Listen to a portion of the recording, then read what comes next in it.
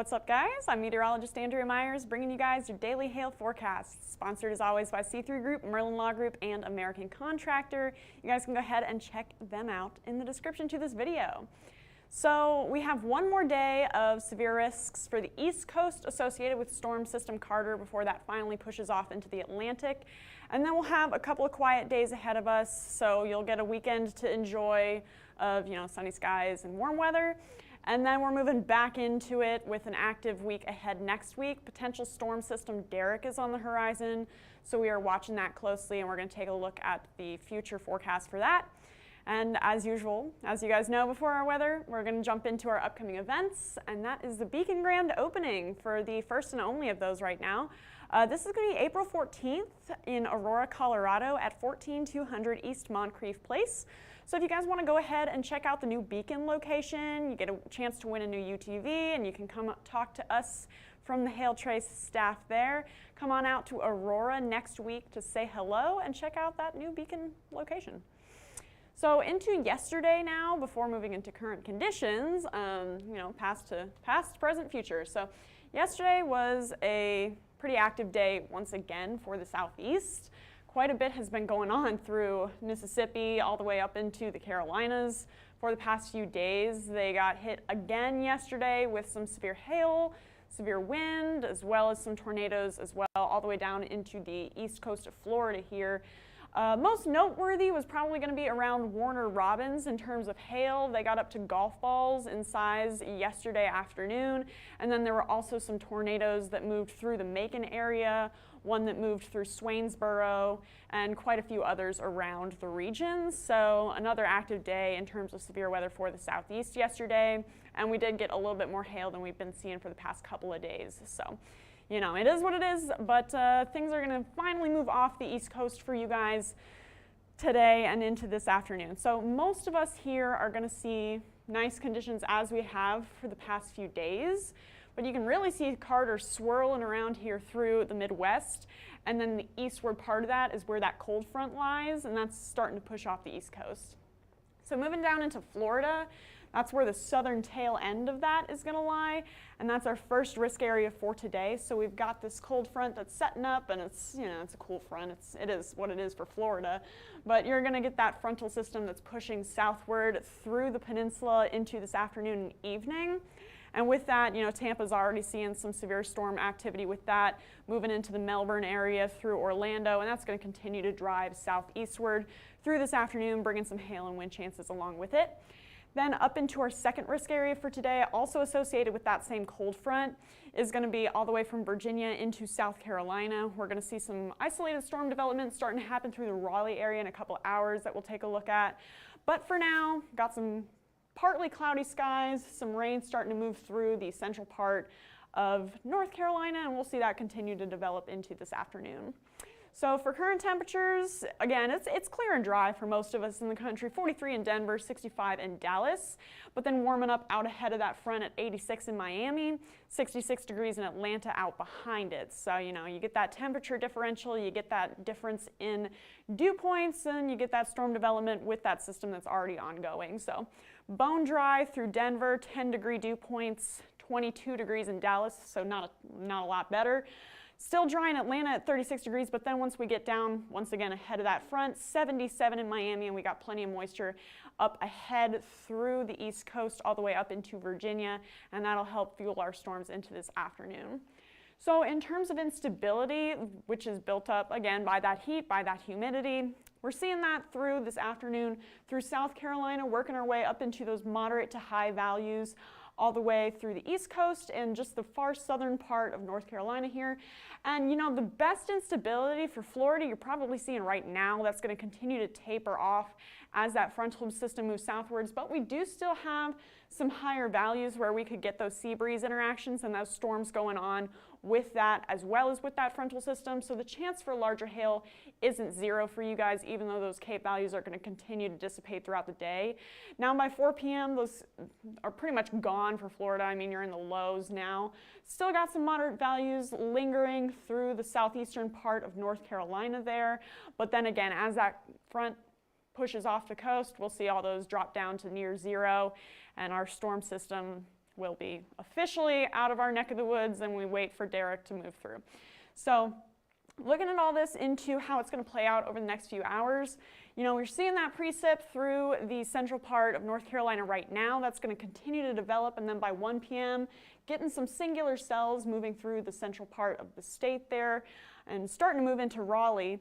There they go, and then by 6 p.m., starting to get these ramping up, but as they really intensify, they're going to be starting to push off the East Coast. So Wilmington, you guys got a good chance of seeing some hail into this afternoon. Same with Virginia Beach area, but then once we get up into D.C., once we get down into Charleston, our chances taper off a little bit since, you know, we're on the outskirts of that storm system, and, you know, things are still developing as they move over Raleigh, so we'll have to see what happens there. And then by tonight, that should be off the coast, and you should have a clear and much drier night tonight and a much clearer day tomorrow as well. Now for Florida, you know, we talked about it a little bit, but we've got this frontal system that's continuing to track down to the southeast through Tampa right now, and then it's going to continue to track through the Melbourne area, linger in there for a couple hours over Orlando, Melbourne, Tampa, and so there it is by 2 p.m. Still seeing some scattered singular storm development, and with those we could see some hail chances, but we'll also see some gusty winds and possibly some rotation on these storms into this afternoon. Now, as that continues to track southward, it's going to be moving through Fort Myers by around 6:30. This is all, again, this is all Central Time, so 7:30 Eastern, and then that's finally going to start to dissipate as the night moves forward, and another clear night ahead for you guys. So going to be a loud day in terms of thunderstorms, but clear night ahead for most of you guys along the East Coast. It's going to be pretty short-lived. So anywhere, again, from the D.C. area all the way into central South Carolina, as well as the central part of the Florida Peninsula, could see hail chances tonight or this afternoon with that higher instability through the area, as well as that daytime heating and all that humidity. So if you guys are in Tampa, Orlando, Melbourne, moderate chance of seeing hail today. If you do see hail, probably going to be in the $quarter to $half size range, although a couple of those singular storms could drop a larger hailstone or two, but likeliest to stay mostly in the $quarter to $half size range through the central Florida Peninsula. Then up into our East Coast wrist, all the way from D.C. into the aforementioned regions, southeastern South Carolina. We could see $quarters to $half possible anywhere through that area as well. And as those storms ramp up along the East Coast there, we're going to take up our risks to moderate, and we could see, again, a better chance for that. So on the outskirts, low end chance for you guys, but again, once we start getting a little bit more intensification, moderate chance to see hail, and just like Florida, that's probably going to stay mostly in the $quarter to $half size range.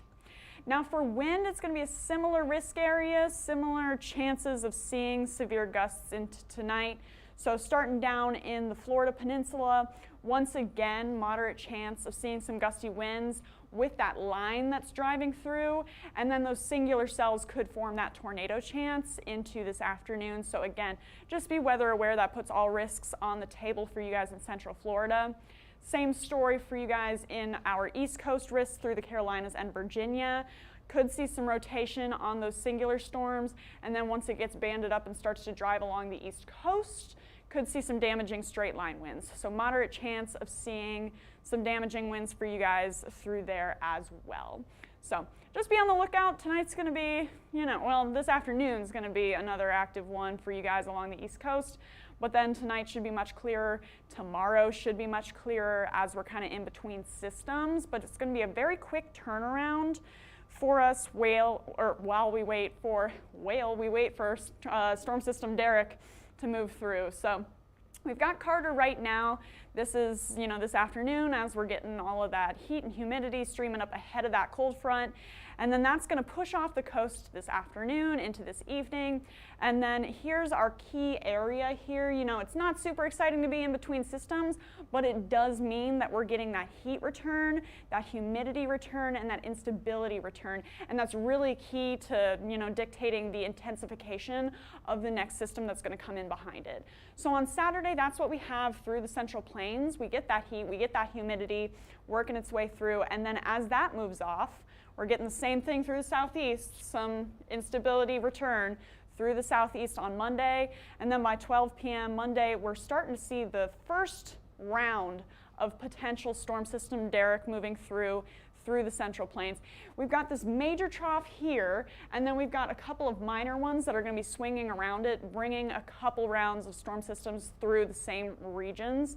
So starting off Monday with a chance for the Central Plains with that first round, and then the second trough looks pretty nasty as it starts to dig down through the southwest here, and then out ahead of it we could get a pretty intense cold front and dry line combo that could bring some more severe storms through the Central Plains once again, moving its way into the Mississippi Valley by Wednesday evening. And again, this is really what we look for as meteorologists when we're talking about severe weather systems. This is what we call a negatively tilted trough, which just basically means it's scooping up all of that heat and all of that humidity out ahead of it, and you get a really, really sharp gradient between all of that. So again, that's just a good indicator that this could be a pretty intense system as it moves eastward. So then again, if you guys have been with us for a while, another one of the indicators we like to look at for severe weather setups is our dew points. So that's kind of what we're checking out here.